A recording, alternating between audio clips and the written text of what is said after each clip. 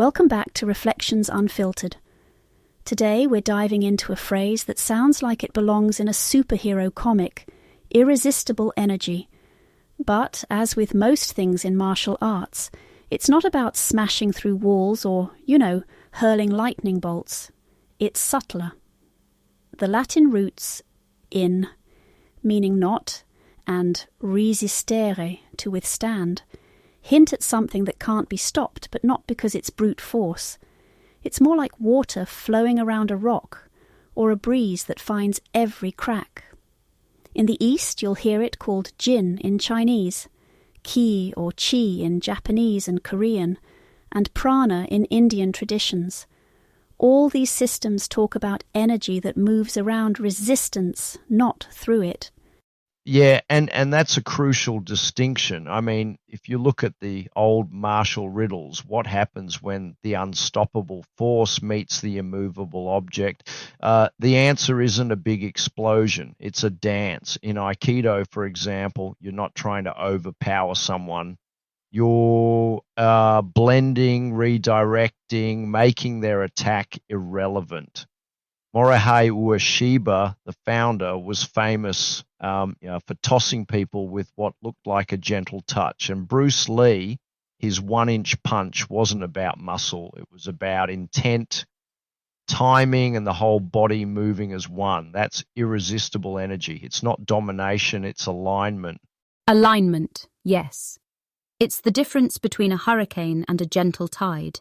Both can move mountains, but one does it with chaos, the other with patience. I love that image. Nikki, you had a story about your early days in Japan, didn't you? Something about a senior practitioner showing you what effortless really means. Oh, absolutely. I was maybe 19, still convinced that if I just tried hard enough, I could muscle my way through any technique. Then, during an Aikido seminar in Kyoto, this older woman, she must have been in her 70s, asked me to attack her. I lunged and she just wasn't there. She redirected me with the lightest touch and I ended up on the mat, blinking at the ceiling. It wasn't force. It was like she'd read my intention before I even moved. That moment stuck with me.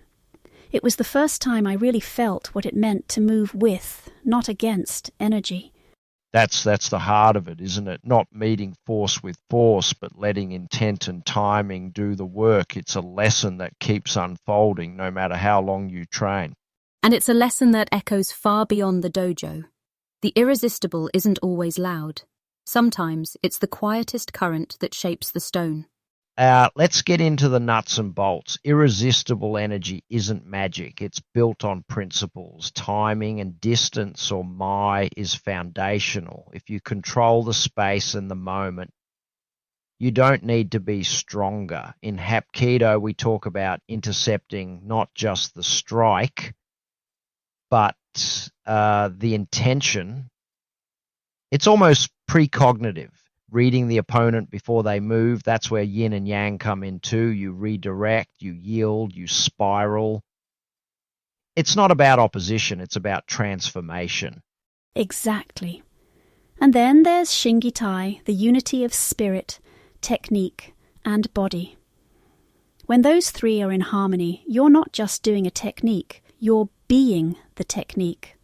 I always think of it as a triangle. Intent at the top, skill and body as the base. If one side's off, the whole thing collapses. And breath, breath is everything.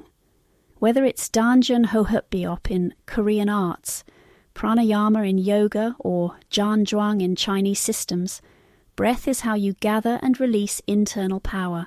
It's not just about oxygen, it's about pressure, stability, and honestly, presence. Presence, yes. The breath is the bridge between the seen and unseen. I mean, you can't fake it. If your breath is scattered, your mind is scattered, and your body follows. There's a kind of poetry to it.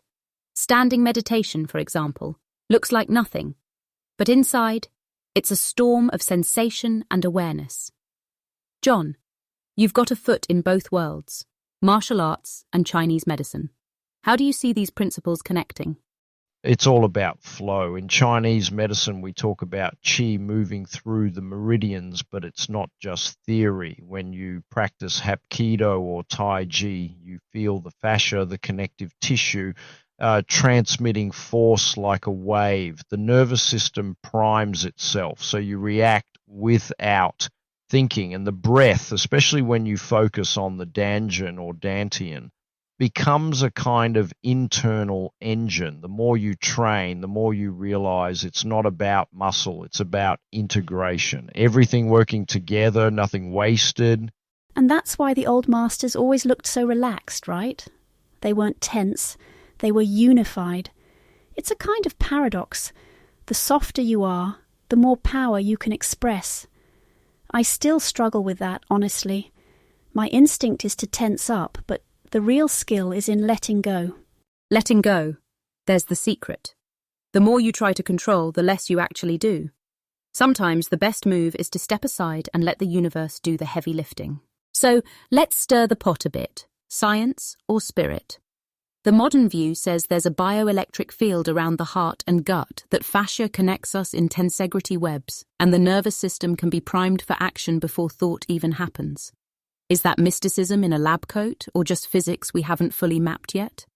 I rather like the ambiguity. It keeps things interesting.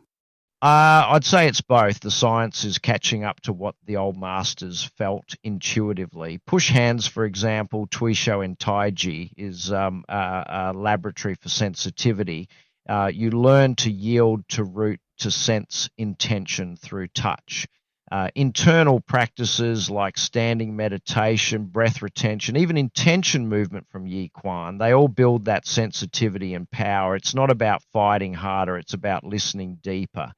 And as we talked about in our Yi Kuan episode, intention is everything. The body follows where the mind leads. And there's an ethical side too. True mastery isn't about being unbeatable, it's about restraint.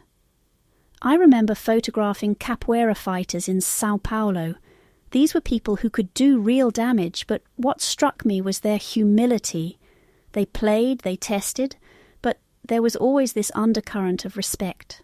The highest victory, as the old texts say, is the one where no sword is drawn. If you could never lose a fight, should you even fight at all? That's the paradox, isn't it? The more power you have, the less you need to use it. The sword that kills must also be the sword that gives life. It's a dance of responsibility, not just ability. And that's why we keep training, not to win, but to align, to become, as the saying goes, the uncatchable wind and the unfathomable tide. It's a gentle path, but not an easy one. Beautifully said. And that's where we'll leave it for today. Irresistible energy isn't about domination. It's about harmony, humility, and the courage to let go. Thanks for joining us on this journey. Eden, John, always a pleasure. The pleasure's mine, Nikki. May your breath be deep and your intent clear. Until next time, listeners, keep flowing. Take care, everyone, and remember, the real victory is in the practice. See you next episode.